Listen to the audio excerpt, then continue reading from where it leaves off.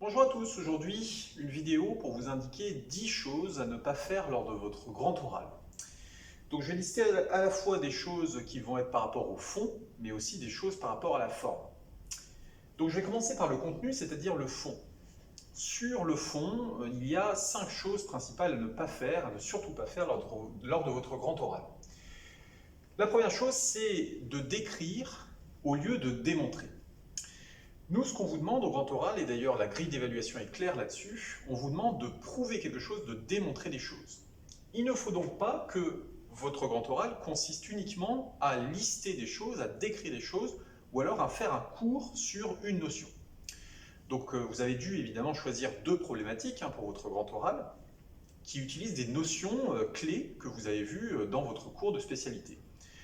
En aucun cas, votre grand oral doit consister à faire un cours sur cette notion et donc à décrire cette notion. Vous devez répondre à votre problématique en démontrant les choses. Il va donc falloir que vous argumentiez, il faut que vous avanciez des arguments et que vous expliquiez pourquoi vos arguments répondent bien à la problématique et pourquoi ils sont pertinents. Donc ça, c'est peut-être la chose la plus importante à ne pas faire. Donc il ne faut surtout pas décrire, par contre, il faut démontrer, je l'ai donc mis en vert.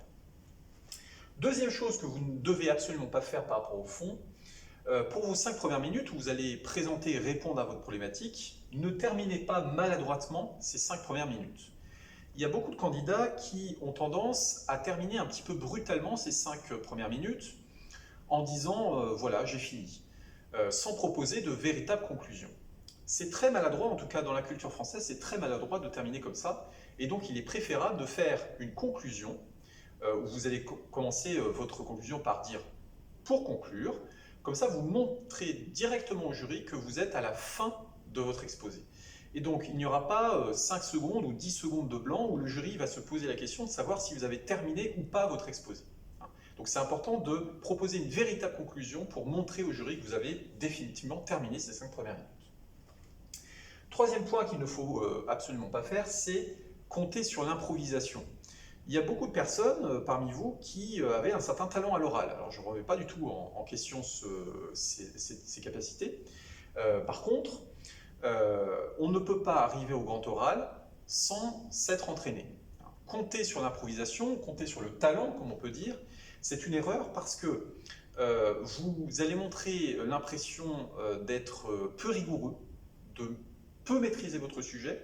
Et puis aussi, vous savez, et d'ailleurs je vais y revenir un petit peu après, que vos 5 premières minutes sont très scrutées au niveau du temps. On vous arrêtera si vous prenez trop de temps, et puis au contraire, si vous ne prenez pas assez de ces 5 minutes, on va vous le reprocher.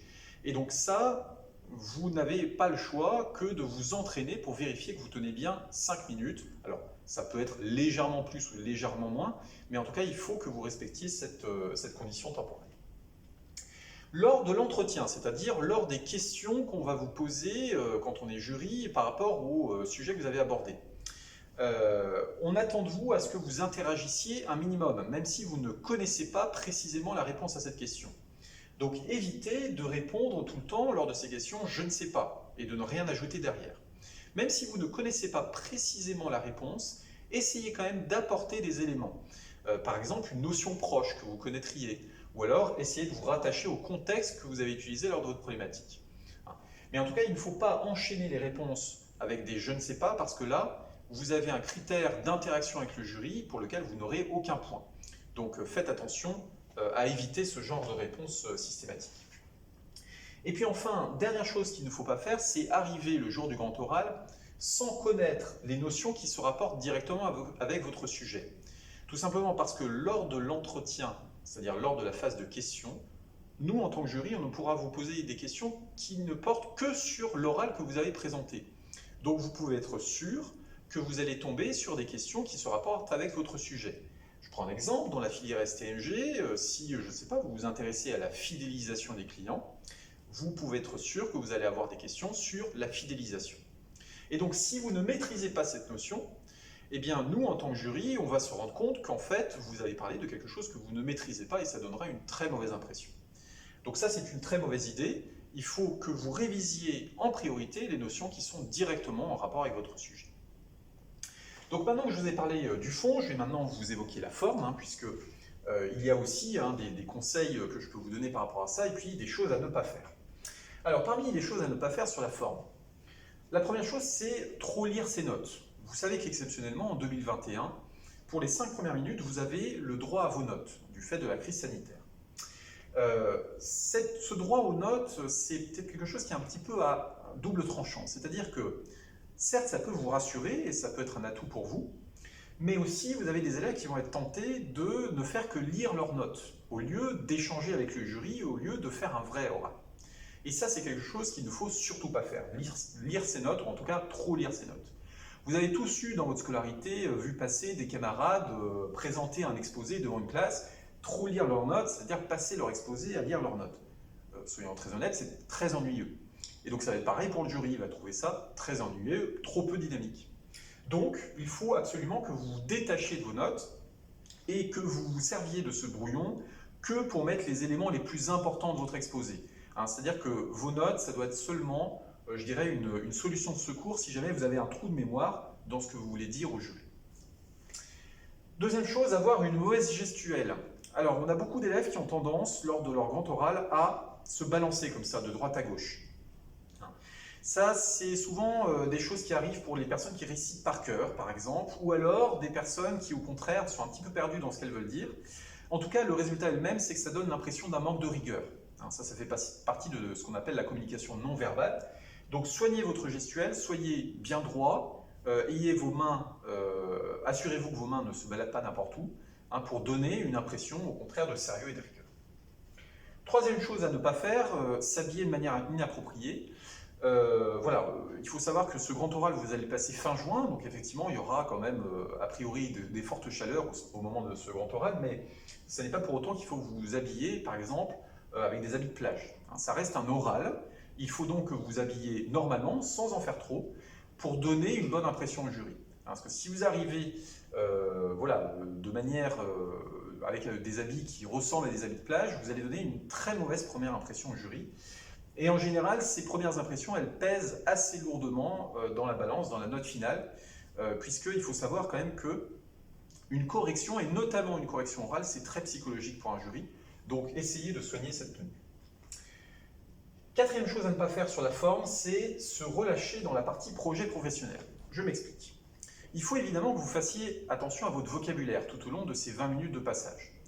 En général, les élèves sont plutôt à l'aise dans cet exercice, c'est-à-dire qu'ils vont faire attention, lors des 5 premières minutes, à bien employer des mots précis et des mots qui sont rigoureux, et à ne pas employer des mots familiers. Pendant l'entretien, c'est pareil, on fait attention à ce qu'on dit. Et puis, arrivent ces 5 dernières minutes où vous présentez votre projet professionnel, et là, on commence à observer chez la plupart des élèves un relâchement. Parce qu'en fait, quand vous parlez de ces 5 minutes de projet professionnel, en général, vous êtes à l'aise dans ce que vous dites parce que c'est ce qui vous plaît.